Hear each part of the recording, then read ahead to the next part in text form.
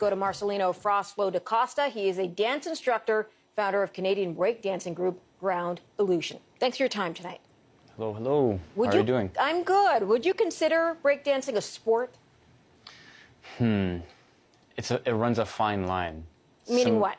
Similar to capoeira, you know, it's both there's athleticism, there's athletics, but it's an art first and foremost. It's culturally sound in that regard. So how would you grade or judge it if it did cross over into competitive sport?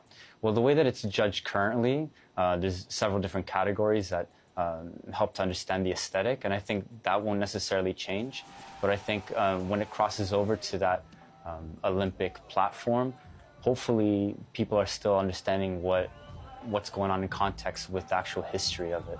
So, you know, there's musicality, there's execution, and there's originality and things of that manner. But, yeah. Okay, so give me an idea of what you would look for if you were judging a competition in this. I'm looking for people dancing the music, first of all, having an understanding of the foundation. They have to have a good sense of vocabulary. They have to be contributing something that's original.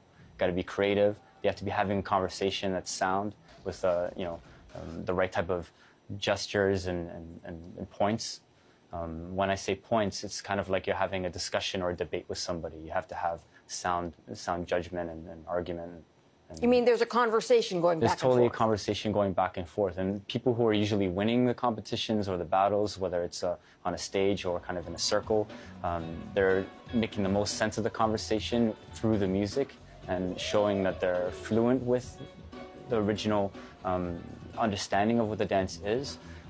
They have a good sense of the vocabulary and the history, but they're also contributing something, and they're being themselves. So how has it changed over the years?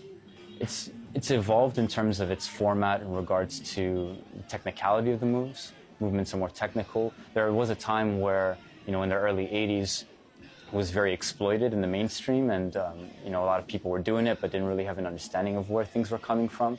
And then, you know, within the 80s, it kind of late 80s it stopped, but then in the early 90s there was a resurgence of trying to re-understand the foundation and creating new foundations to the dance. Okay, so where does it come from? Because you keep referring to the fact that competitors need to understand that. Where did it come from? Well, the roots of breaking, they're ancient. They come from thousands of years ago, but it was manifested in the Bronx in New York in the form that we know of today. So what people don't necessarily understand is the essence of breaking is rooted through the music, and that musical rhythm and approach is something that's been happening in tribes and ancient cultures for many, many years, right? But the way that we see it as breakdancing or break-in to this day manifested through the Bronx. And I mean, even here in Toronto, we have our own variation and style of it that's based through the foundation, and it's rooted in the music and syncopated rhythm and the funk. People know as the hip-hop these days and soul music. And if we have an understanding of the foundations of what the music gives us and how we move to the music a particular way, then we have an understanding of the approach. And I think that's the most important. Because essentially what you're supposed to do is do your own style through the dance, through the language, create your own slang, have your own opinion, and have your own way, which is often there's a preconceived notion about what we do. It's just kind of like a physical feat and it's acrobatic, but everything we do is to the music, it's in a conversation, and every culture in the world has their own way that they do it. And the way that they do it is significant to them and their personal story. Got it. All right. I do have to leave it there, but I appreciate you joining us on the program. Thanks so much for your time. Take care. Bye-bye.